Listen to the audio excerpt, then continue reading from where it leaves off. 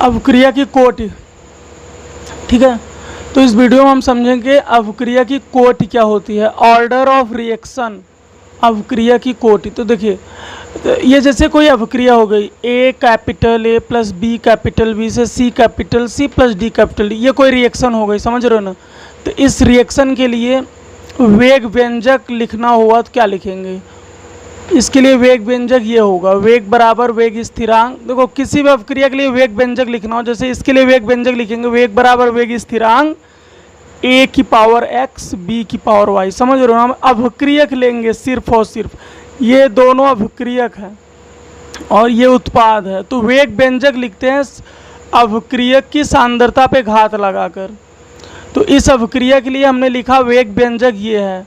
तो अवक्रिया की कोटि जो होती है वो होती है वेग नियम व्यंजक में प्रयुक्त सांद्रता पदों के घातों का योग ही कोटि कहलाती है। जैसे ये अवक्रिया हुई, इस अवक्रिया के लिए ये हुआ वेग व्यंजक, वेग व्यंजक है के, वेग बराबर, इस रिएक्शन के लिए वेग व्यंजक है वेग बराबर वेग स्थिरांक ए की पावर एक्स बी की पावर वाई, समझ रहे हो ना। तो कोटि क्या होगी, एक्स प्लस वाई कोटि होगी। ये जो सांद्रता पदों का जो घात है उन्हीं को जोड़ दोगे कोटि आ जाएगा, समझ रहे हो। तो इसलिए डेफिनीशन क्या बनी इसकी, देखो किसी अवक्रिया के वेग नियम व्यंजक में प्रयुक्त सांद्रताओं के घातांकों का योग, ठीक है, वेग नियम व्यंजक में प्रयुक्त सांद्रताओं के घातांकों का योग उस अवक्रिया की कोटि कहलाती है। यही है, समझ रहे हो ना।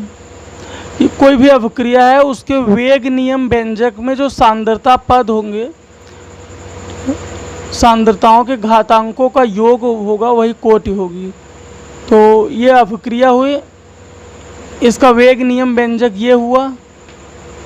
तो इसमें घात देखो, ए पे कितना घात लगा हो एक्स, बी पे कितना घात है वाई, तो कोटि बना एक्स प्लस वाई, समझ में आया।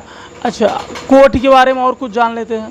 देखो अवक्रिया की जो कोटि होती है वो 0 1 2 3 अथवा भिन्नात्मक भी हो सकती है।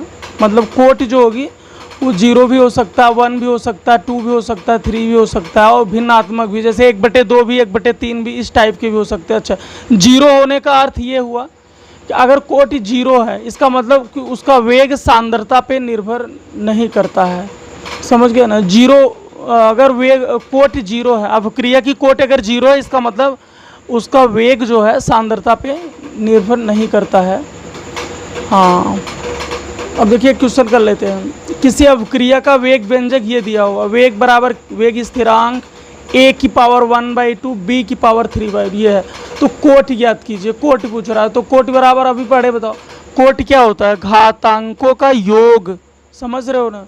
तो बताओ ए पे कितना घात लगा हुआ है 1/2, बी पे कितना घात लगा हुआ 3/2, इन दोनों को जोड़ दोगे यही मिल गया कोटि। बताओ आसान है कि नहीं, बताओ फिर से एक बार बता देते हैं। देखो अवक्रिया की कोटि होती है वेग नियम व्यंजक में प्रयुक्त सांद्रताओं के घातांकों का योग, समझ रहे हो ना। कि कोई भी अवक्रिया है उसका वेग नियम व्यंजक आपको पता होना चाहिए, फिर उसमें जो सांद्रता होंगे उसके घात, सांद्रता पद जो होंगे उसके घातों को जोड़ेंगे तो हमें मिल जाएगा अवक्रिया की कोटि, समझ गए भैया। अब और जो कोटि होती है 0 1 2 3 और भिन्नात्मक भी हो सकती है, मतलब 1/2 1/3 इस टाइप की हो सकती है।